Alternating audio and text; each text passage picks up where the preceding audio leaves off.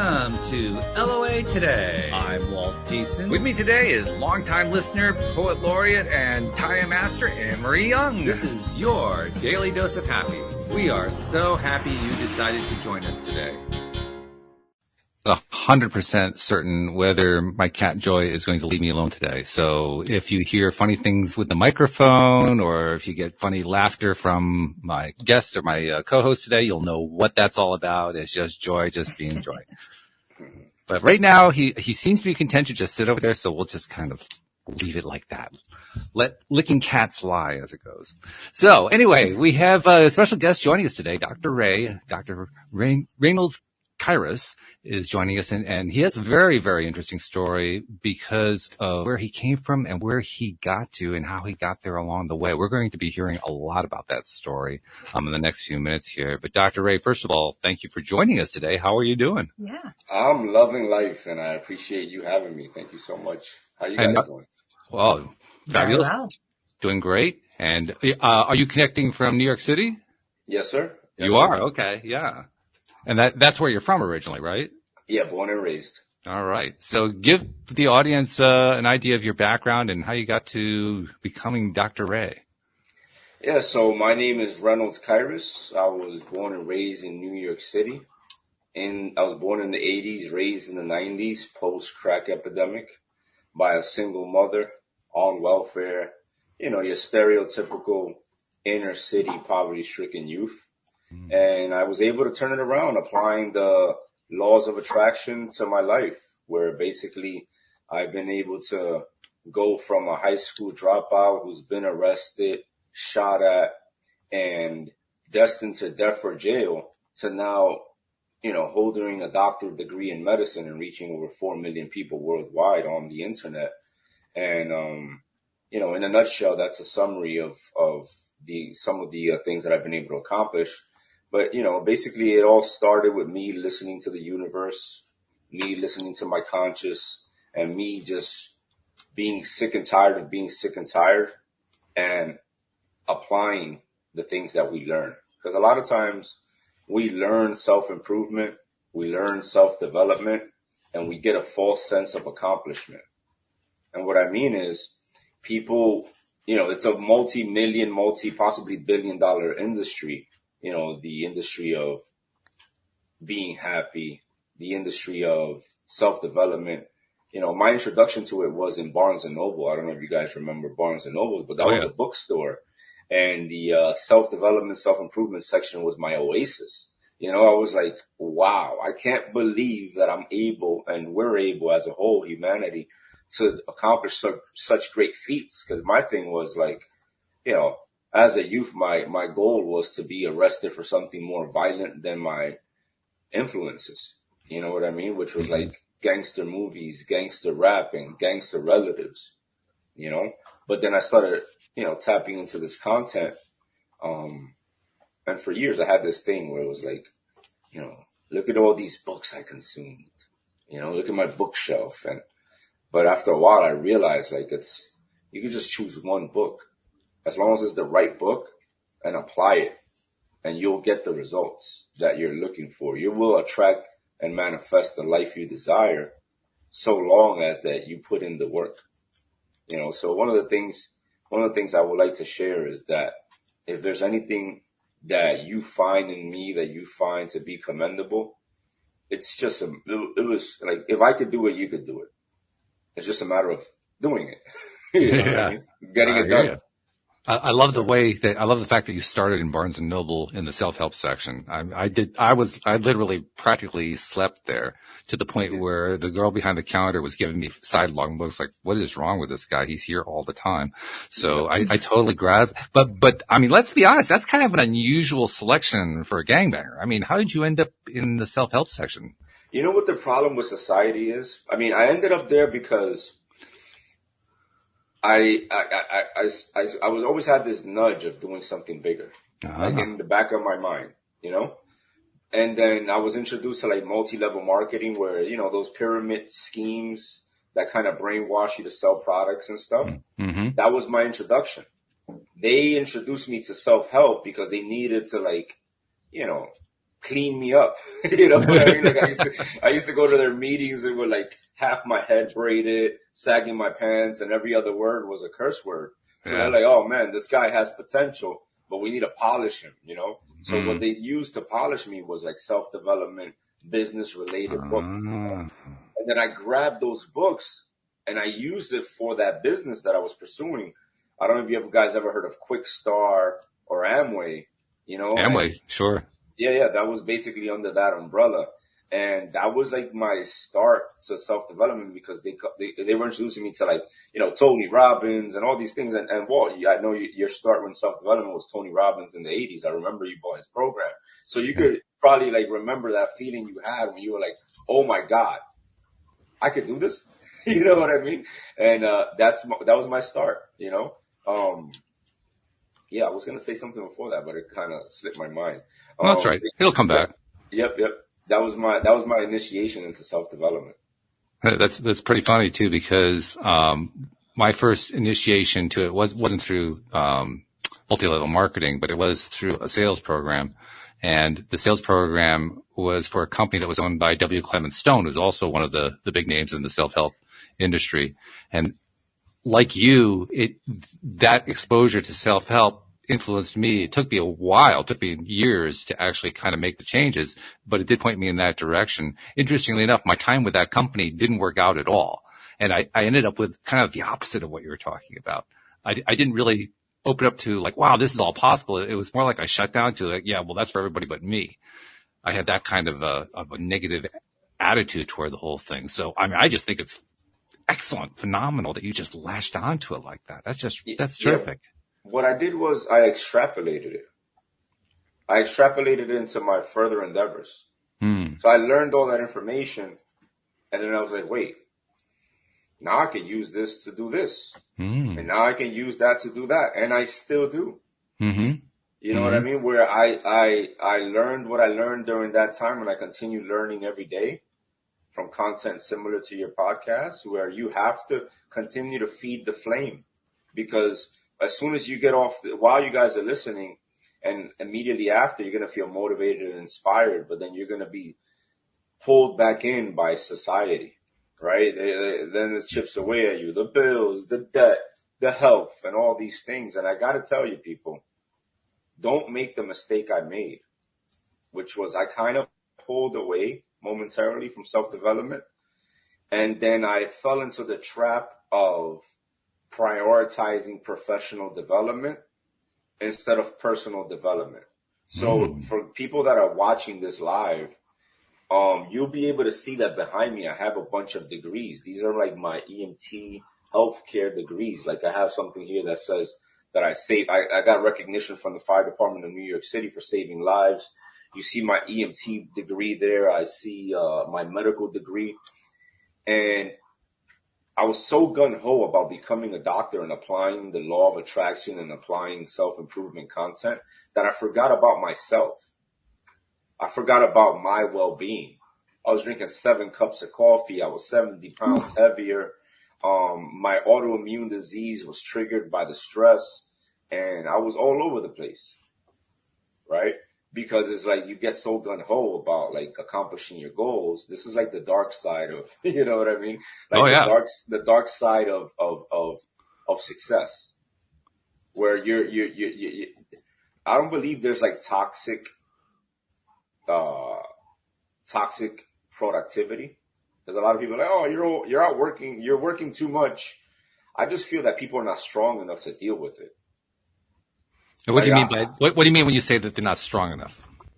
Like, for example, at that point in time, the reason why I caught the gastritis and my autoimmune disease was through the roof, and I had depression and suicidal ideation, and I ended up getting 70 pounds heavier, was because I didn't have positive venting mechanisms in place to deal with the stress that I put myself under. Yeah. So when you have a disease, it's because you're fragile in the majority of cases.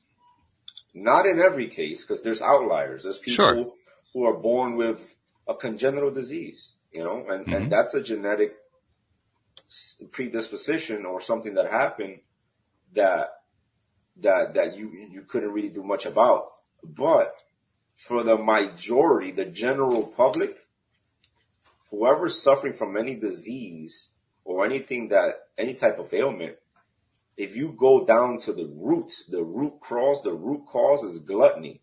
The root cause is weakness. The root cause is lack of discipline. And these are all those attributes were part of my character at that point in time. So I ended up almost making the ultimate mistake of, ending it all. So, I just want to share with the people, you need to prioritize personal development. Because if there's something I learned from one of my mentors in self-improvement content, is that once you're good at being you, you'll be good at anything. Good point. So if you decide to be a rocket scientist, if you decide to be a doctor, or just a manager at McDonald's, if you have discipline, you'll be good at it. So personal development is more than just reading books. Personal development is more than just watching videos. Personal development is working on what's personal to you. And what is your personal space? It's your body. Mm. I just love the way this is all like coming together. Like I'm not even talking. I feel like a vessel right now. You're channeling. Yeah. Like it's time to wake up the masses. And how are we going to wake them up? You need to understand, he and she who is light on their feet is enlightened. But if you just finish eating a bacon cheeseburger or 4 slices of pizza because you're a vegan with like vegan cheese and all this stuff, your body's so busy metabolizing the food that you're not allowing yourself to be channeling information. That's why so many different religions have some form of fasting in it. Because once you're fasted, you receive information, or your senses are more sensitive, you're more alert, you're leveraging the sympathetic nervous system, the fight or flight system, And I got this stuff down to the T, man. Like I learned it, I lived it, and, personal development, you can read all the books you want, and you can have all the money you want. But what good is it being on the yacht if you're too bashful to take your shirt off? Good point. What do you think what do you think the important the relationship is, or to what degree is there a relationship between self-development as you're describing it and feeling good about yourself, self-esteem, self-confidence, that sort of thing? I feel that a person who's not healthy is not successful. Because at the end of the day, the things that are most valuable are the things that are priceless. Like if you think about your eyesight, sure, you could like go to a doctor who gives you like teardrops or whatever, right? But at the end of the day, you could have billions and billions of dollars. And if your eyesight was in danger, what you would do is give up all those millions and millions of dollars so you could see, most likely. So I've seen like healthy businessmen have one too many drinks and then they end up on the liver transplant list. But it's not just because of the drinks. It's also because the stress is also because of being overweight. So you need to realize that we're like a Ferrari. You're like the greatest machine ever created. You're magical. Whoever's listening to this, you are magical. Magic had to happen for your creation. And if you're trashing that magical creation with like food that's made in a laboratory or comes in a wrapper,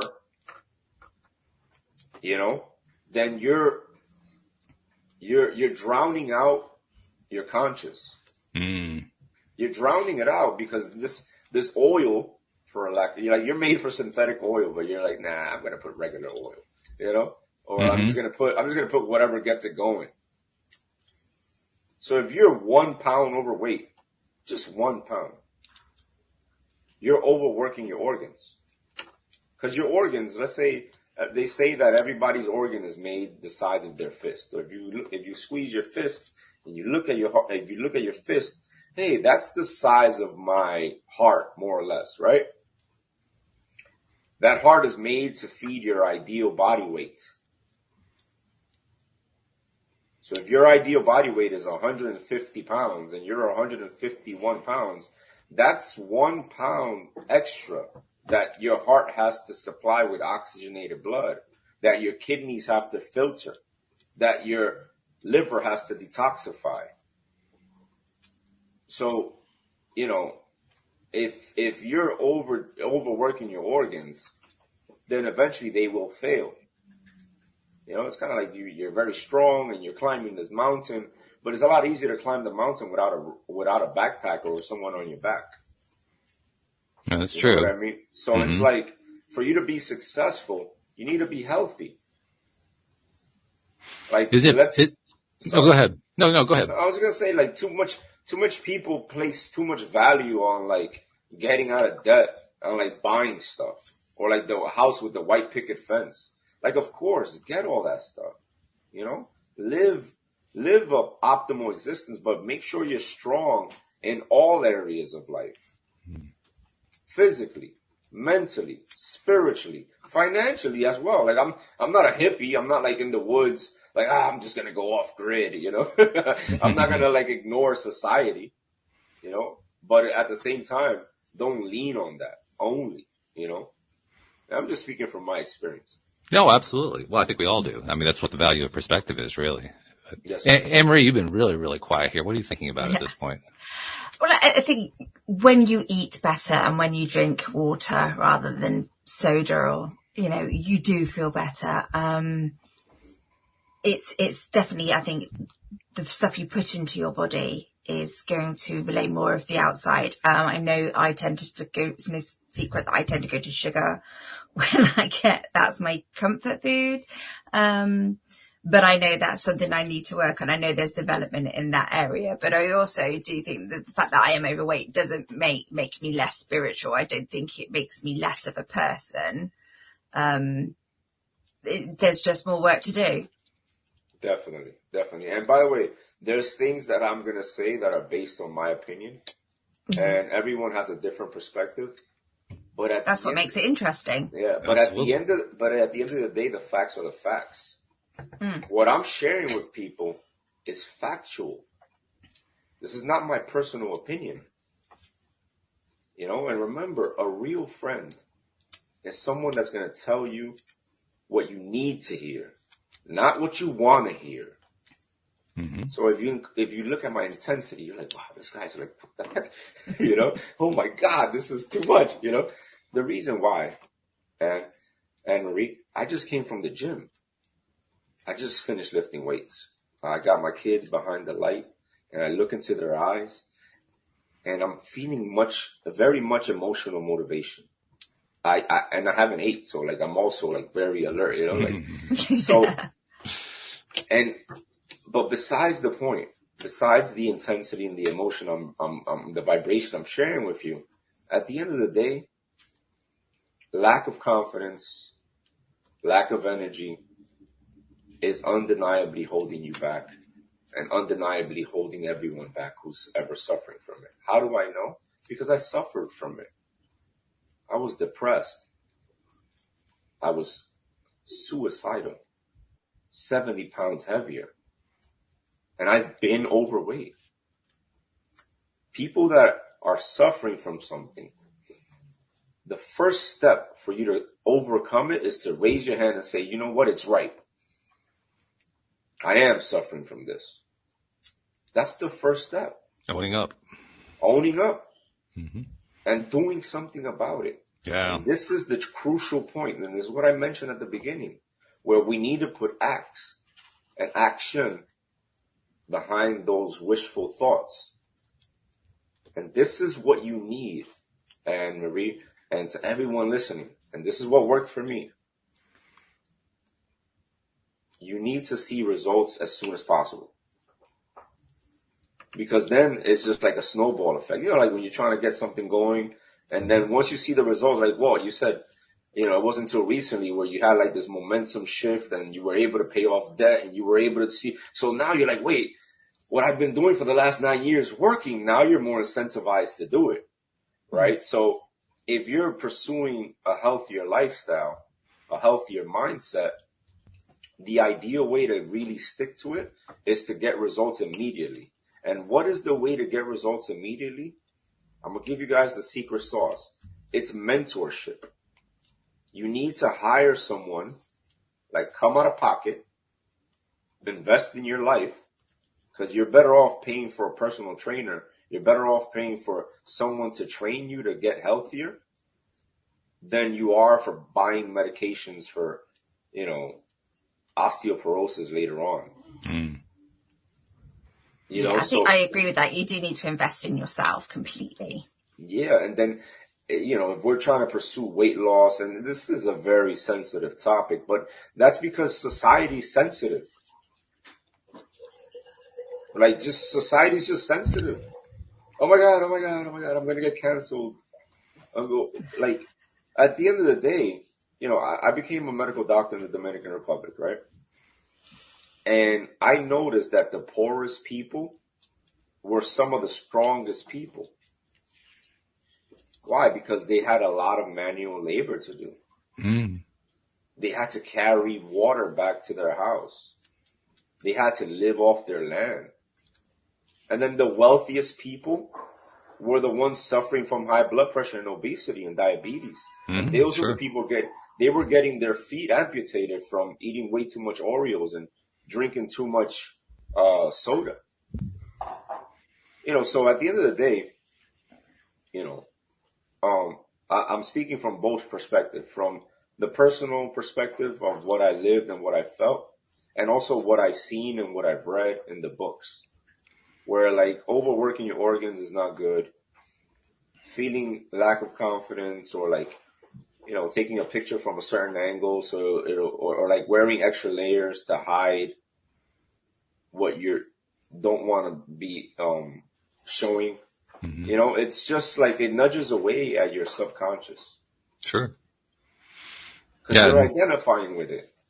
At the end of the day, we can't really get away from who we are.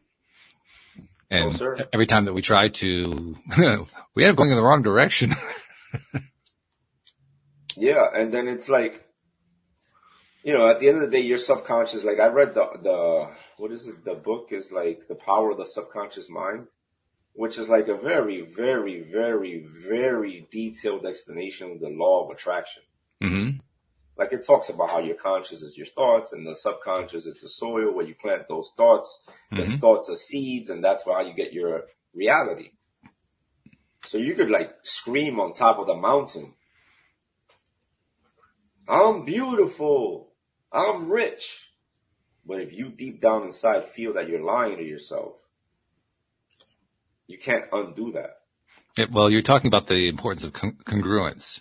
A congruence of congruence of thought, of emotion, of action, of feeling, of spirit. It all has. The idea is that you need to be as congruent as you can, and quite honestly, there are going to be times when we don't feel congruent, and it's okay. That's where we are at that moment in time. But the goal is just to keep looking for how can I become more congruent with myself. Yes, sir. And when I do, I'm sorry. I was just going to say, when I do that, then I know I'm growing in the right direction. I'm actually doing the self-development. That is the self-development. Yes, sir. And my opinion has bias. Like I'm in healthcare, and I lost 70 pounds. So my opinion is all about health. Like That's the first step. That is the first step. I mean, think about it. Just a few months ago, people were fighting over toilet paper. That's true. So you can have all the financial security you want, but in times of need, that's not going to stop you from somebody punching you in your mouth. Like you can have all the life insurance you want, all the financial security. But the reality is it won't stop an intruder from breaking into your house. I always say this to men specifically. Like if an intruder comes in, if you have a significant other, who's your wife going to call? She's going to call you, the man of the house, right? So like, come intervene with this person, call 911 and go like stop this guy. But as a man, you're supposed to be able to protect, provide, and lead your family. But it's really hard to protect your family if you're not able to run around the block. That's true. So this is what I mean. Like at the end of the day, people just need to wake up that before you are whatever you categorize yourself, whether you're a paramedic, a doctor, a lawyer, an engineer, a businessman, a businesswoman, you're a human being. You know what I mean? Like, you're a human, And like, part of being alive is like feeling alive.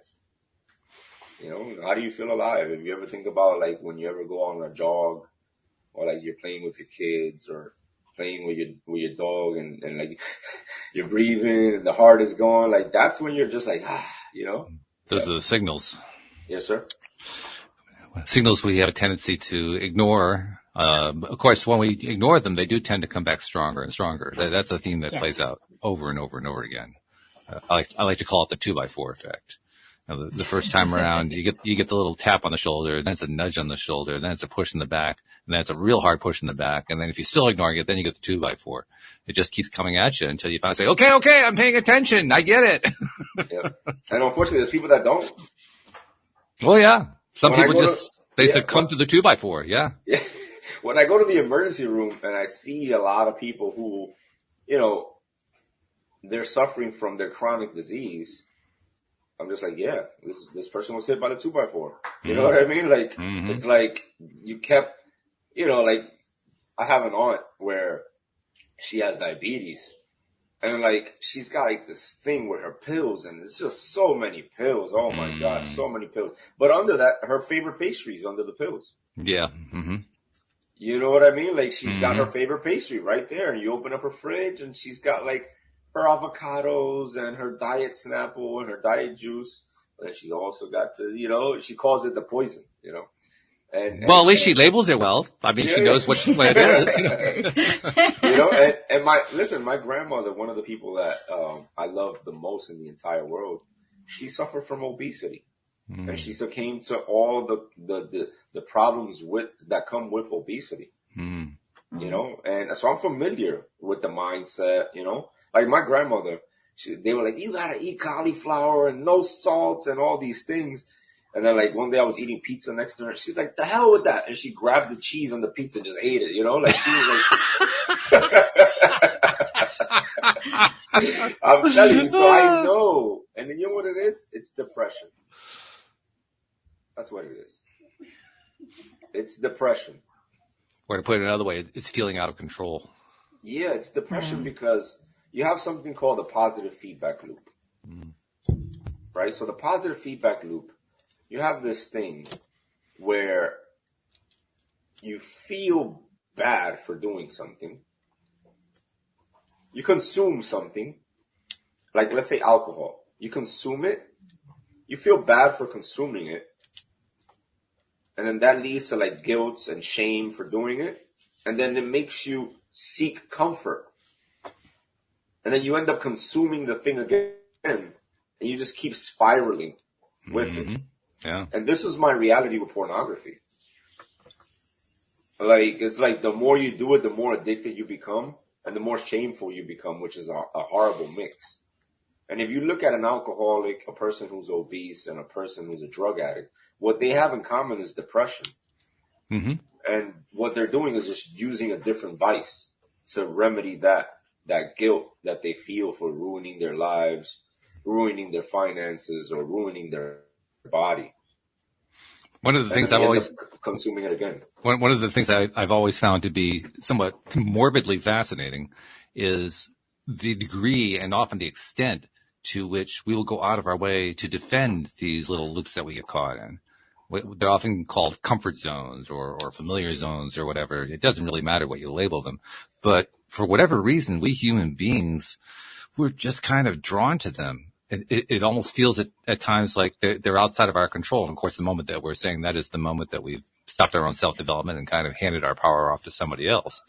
But nevertheless, that's the most common response. Yeah, I mean, you were describing it among your family members, for instance, and it's not just in your family. It's endemic. It's everywhere. Many, yeah. Yeah. Yeah. I mean, comfort and growth don't coexist. No, not really. No.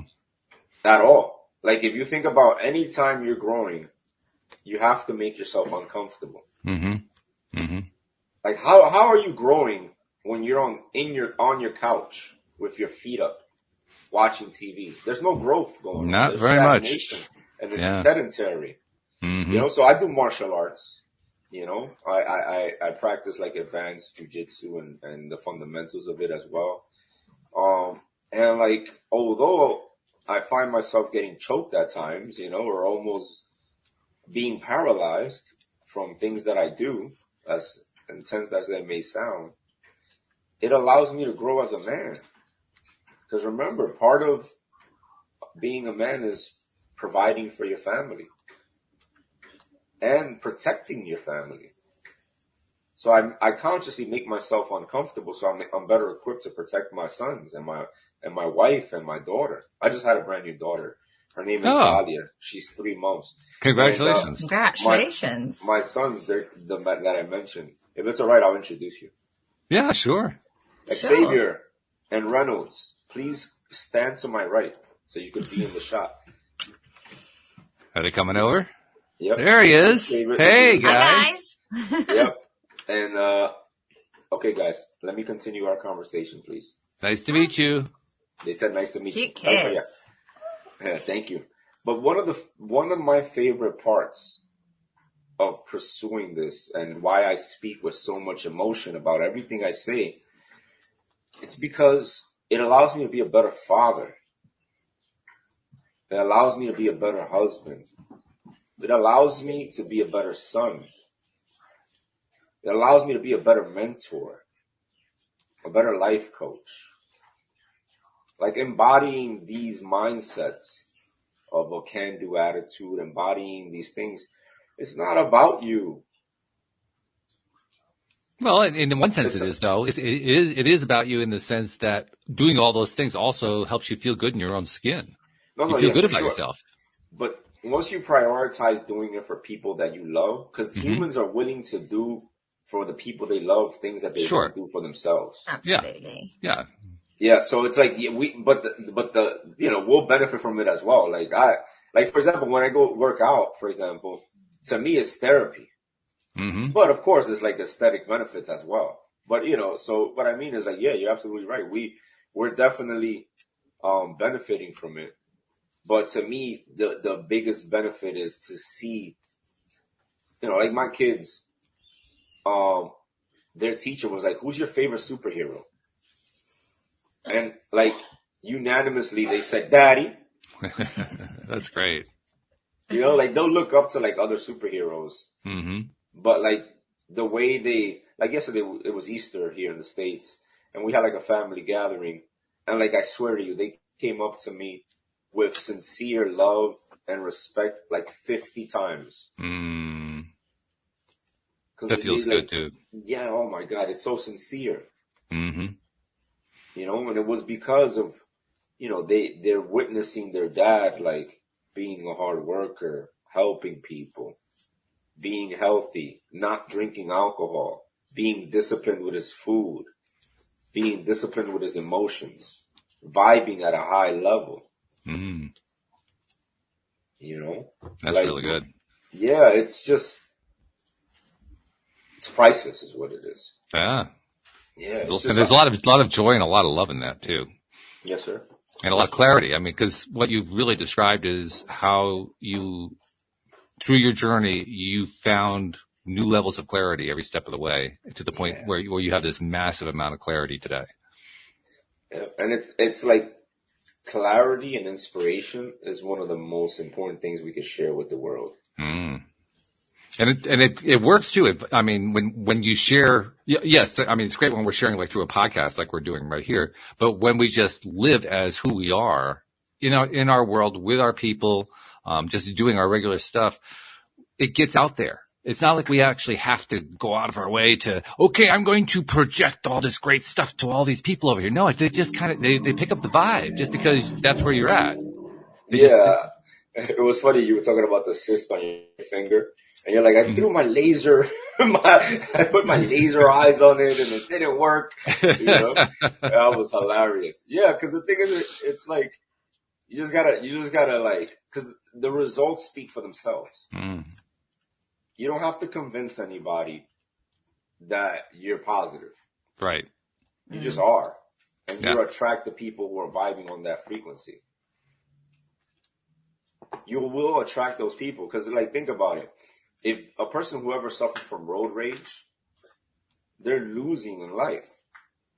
So that's why they're doing the road rage thing. But if you just won, a $500,000 commission check, you're healthy, your car is nice and washed, you just came out of the barbershop, you just came out of the salon, you're feeling beautiful, and someone cuts you off in traffic, it's just like, whatever. You know what I mean? Like, it's not even a thing, But if you're having, and it's also rare too. I mean, because if you're the guy who is often raging when you're on the road, then life just keeps handing you more and more opportunities to rage. Yeah.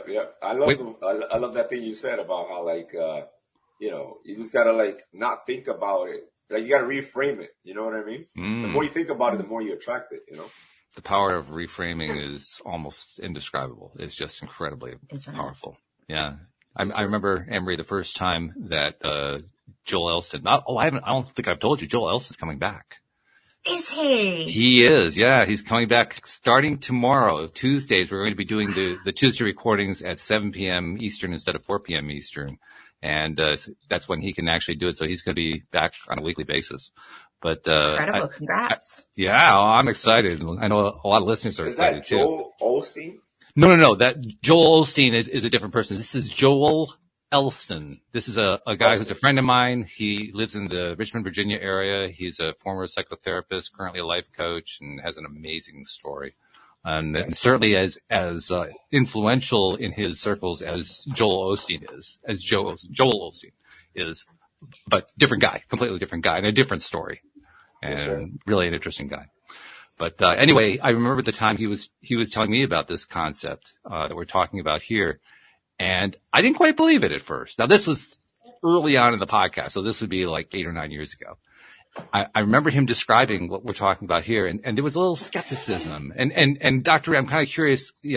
I'm sure you get skepticism on this when you're talking about this with people that you meet or that you get to know well, or people you already know.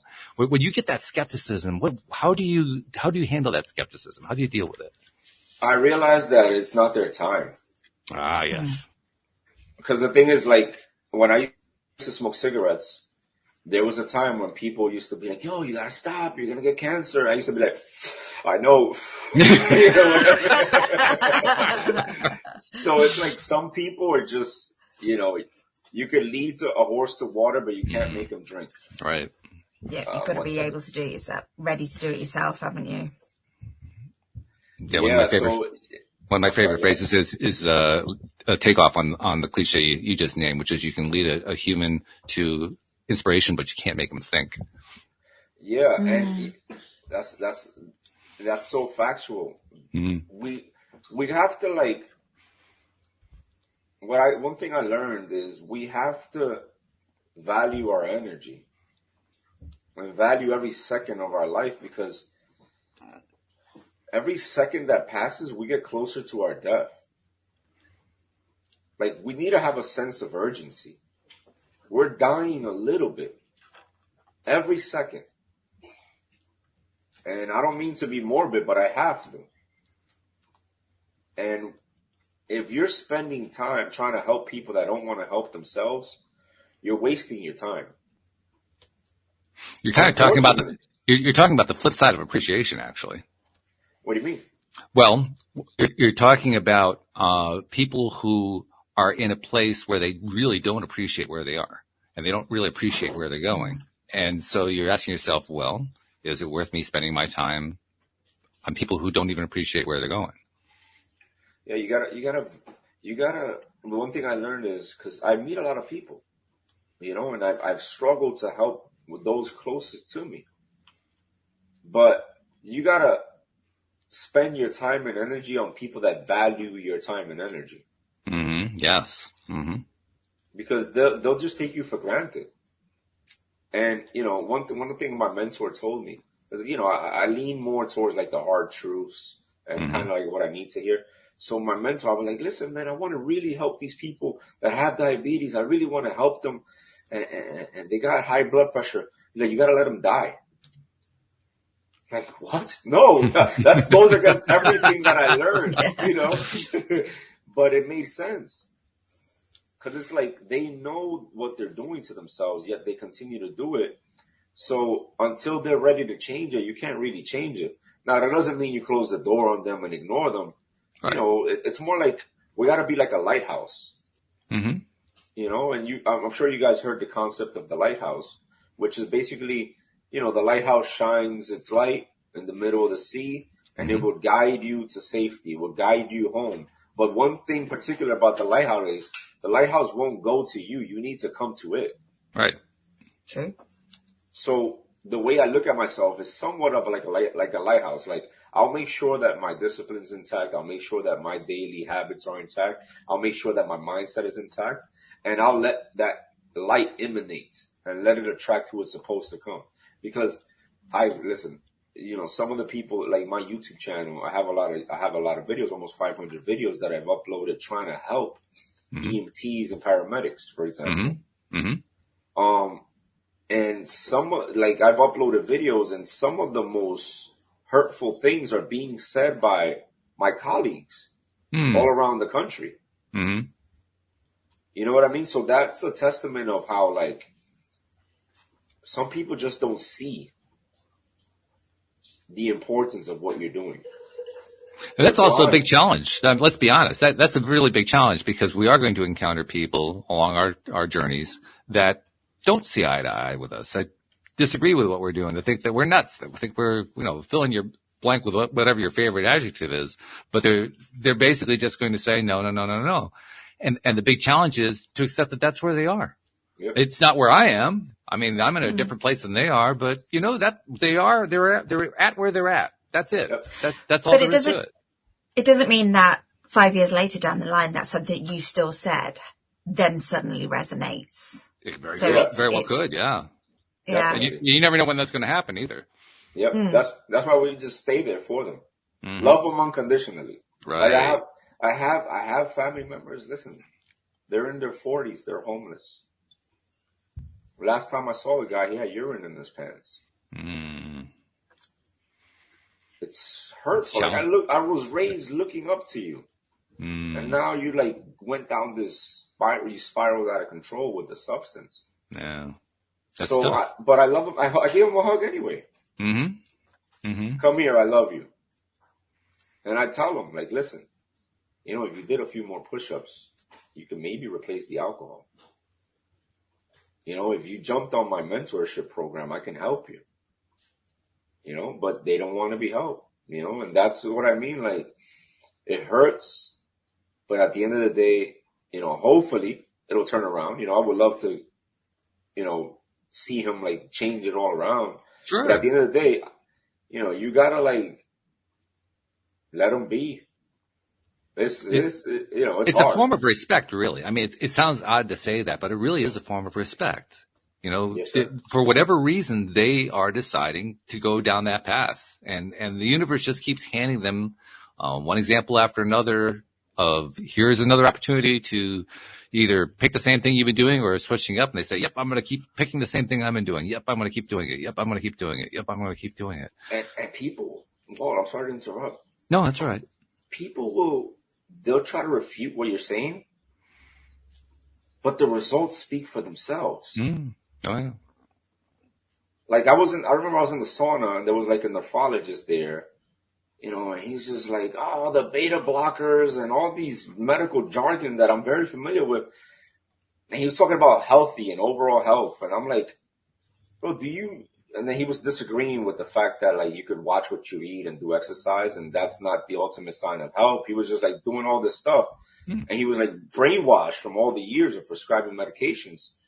I was like, hey doc, by the way, I'm a doctor too. But before our degrees, how about you just look at my body and look at yours?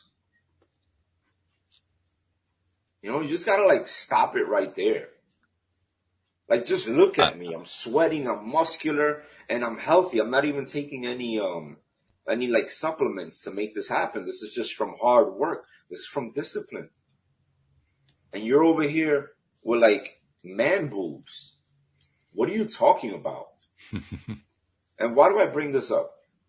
Because at the end of the day, when you meet someone who's a naysayer, when you meet someone that you want to help, the best way to help them or to shut down a naysayer is by having results that are undeniable. That's true. And very obvious, too. I mean, in the case of what you're describing, it's very obvious. Well, they often do. Yeah, because of the hard work that comes with it. You know what I mean?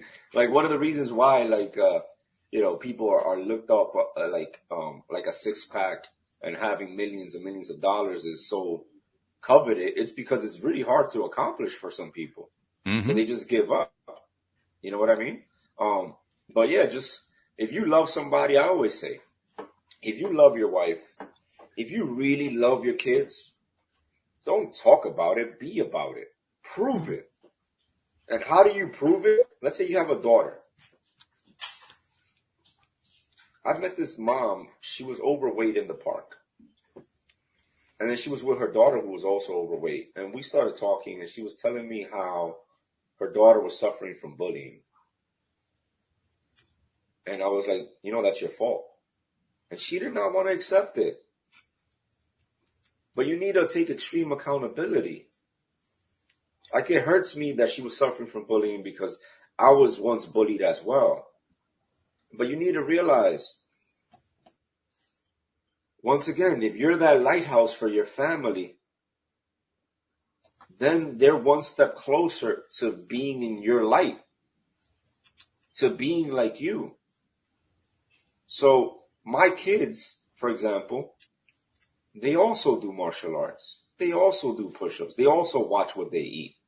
So this decreases the chances, does not annihilate them, but it decreases the chances of them being victimized by bullying.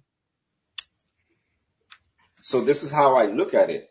Like, as a parent, as the man of the house, I have the ability to alter the lives of the people in my house. Yeah. Through my acts. Certainly. Go ahead, I'm sorry, Anne-Marie. No, I was just saying, certainly with my girls, I always say to them, my job as your parent is to give you the tools you need for you to be a successful adult, for you to achieve what you want to achieve, and that's what you're doing. Yes, ma'am. And it feels very good. It feels very good to then once we have ourselves in place, then it's time to pay it forward. And we pay it forward first in our house, then in our backyard, and then with the world, kind of like what you guys are doing here on the podcast. But to all parents out there, just the bullying is a big deal. It's a big deal. And if your kids are being bullied, it's probably because you were bullied as well. It's not always 100% accurate. What I'm saying is there's always outliers to every comment, right? So you can't really, but in general, I told the mom, like, listen, something that it won't stop the bullying, but it'll make it better is you need to like lose weight yourself and help her lose weight as well. Then maybe this will decrease it. Have her do a martial art. Have her raise her confidence and her self-esteem so that she's also able to defend herself. But it's like if you're in the corner crying and feeling like a victim, it's going to go on for the rest of her life. Now, you can tell the teachers all you want. You can complain all you want. And you may not be suffering from bullying, but you may be suffering from, lack of health or financial health. You don't have any money, and like, you have financial problems. Whatever it is you're suffering from, the resolution is found in the work. And that's it. Like, you could try to manifest it all you want, but get to work. Well, go ahead, Anne-Marie. No, I'll come back. No, I was just thinking, it's just like my perception of bullying, and like my daughter's just about to go to what you guys would call senior school or high school, and she's like, I'm going to go there, I'm going to get bullied, and there's nothing about her physically that would invite that. However, I'm like, well, with that mentality, that's going to happen. And you need to focus on appreciation of that person and have changed that whole mindset so that that bullying then isn't a bad thing. It's something that you can learn to appreciate, and it'll disappear. It'll disintegrate right before your eyes. Yeah, definitely. A lot of times we deal with stuff that even if we try to avoid it, it happens. Mm-hmm. And then the mindset for that, for me, is kind of like, oh, I need this. Because it's like, exactly, it's like an obstacle that allows you to find the solution, and then it's like the precursor to your next level up. You know, like just to like be stronger in that certain area. And it goes back to what you said, you know, something bad happening that makes you stronger. Well, by controlling that, being able to change the situation, that's tick, that's that toolbox for that one done. That's going to build my growth. Yes, ma'am. Emery, you and I were exactly on the same page, because I was literally about to ask Dr. Ray a question about the relationship between action and mindset. I mean, that's exactly where I was coming in. So I'm going to go right to that question. So Dr. Ray, what do you think comes first? Is it mindset that comes first? Is it action that comes first? Is it a tie? How do you see it? I feel like it's a combination of both, because you can't really have one without the other. Mm-hmm. So, what I feel is that once your consciousness is congruent with the actions, then that will alter your mindset.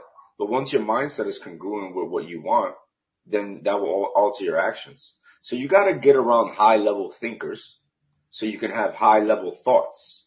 And those high-level thoughts will lead to high-level actions, and then you will ultimately become a high-level individual. You know, like you just got but at the end of the day, you know, we could go ahead and enter this rabbit hole of describing it and all this stuff, but I just go right back to the work. You know, like I just pulled the trigger of the lever on a really big move recently, right? And I'm going to be entering a different phase in my business that's going to be able to extrapolate, catapult me into like new levels. So I could be a brighter lighthouse. And I'm going to continue to shine, but I want to shine brighter. Sounds great. Can you give us a clue? Yeah, so I'm going to provide a digital solution to personnel engagement, like employee engagement. Okay. What I'm going to do is I'm going to provide a digital solution for the United States government. Ooh. Yeah. Wow. That's ambitious.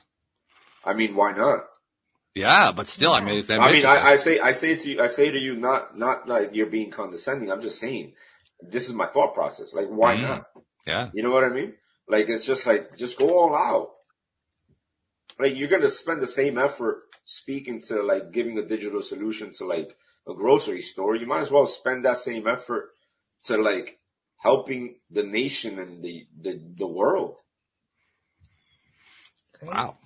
I can't wait to hear about this one when it comes to fruition. Like, whoa, okay, this is going to be good. And that's because of what I was saying. Like, how could I not have the confidence to do this? I'm working out. I know martial arts. I could probably beat up the person, which I won't, you know. But like, just like these are things that you just have to be undeniable. And I'm super deniable, by the way. Like, if you compare me to my mentor, you'll be like, nah, Dr. Ray, you're a goldfish, and your mentor is like, you know what I mean? Like, it's like happily dissatisfied, you know, like something he always says, where it's like, you got, like, my mentor is like a whale, and I'm a goldfish in the sea of life, you know, but he's got like people above him, you know, and it's always like levels. It sounds like you found exactly the right mentor for yourself, because the mentor is the one who, if it's the right one, that person really pushes you just by being who they are.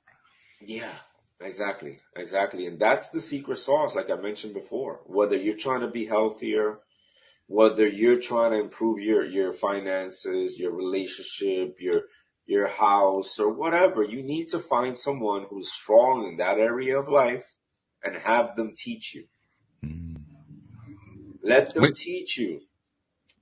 Now, let me ask you something before we run out of time on this one too, and we got to get to. I could be here all day, by the way. I'm having a blast. I thank you. Good. I'm glad you are. That's great. But I want to zero in on this one thing, and then we got to get some information from you so that people can find you.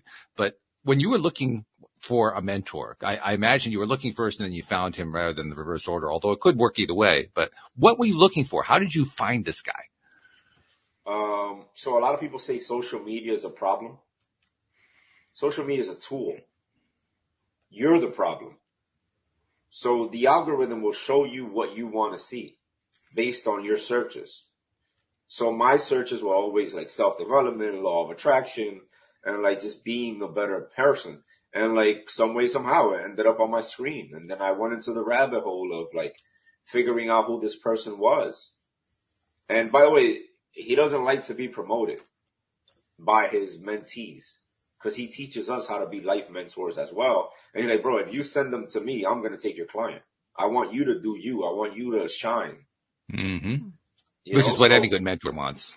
Yeah. So, but, if you want to know what led me towards my mentor, you need a mentor you need a life coach who is strong in all areas of life. Like, I'm a doctor. I'm in shape. I just got remarried and my wife is 23 years old. She's a model, just had my baby and is 14 years younger than me. Last month, I made 5 times more money than I've made in my entire life. My kids love me. I could defend them. I could protect them, and I'm leading my family. That's the type of mentor you want. You don't want a mentor that's strong in only one area of life. Like, let's say it's academics. Let's say it's spirituality. But they talk about discipline, yet you could tell in their body, you could tell in their face that they're not disciplined. So it's like, that's what led me to my mentor, where like he would upload a bunch of videos with no shirt on. And it's just like, yo, he's talking some spiritual stuff, man, like some deep, conscious, intellectual concepts. Wow, while being in like optimal shape. And it's just like, I haven't seen this combination before. You know what I mean? Like, it really grabbed you. Yeah. Yeah. And this is the lighthouse concept. Mm-hmm. Where if you really, really, really, really love your family, if you really, really want to help mankind, then you need to follow that type of blueprint, which is what I'm doing. And it's worked out very handsomely for me. And if I can be so bold, you really knew what you were looking for.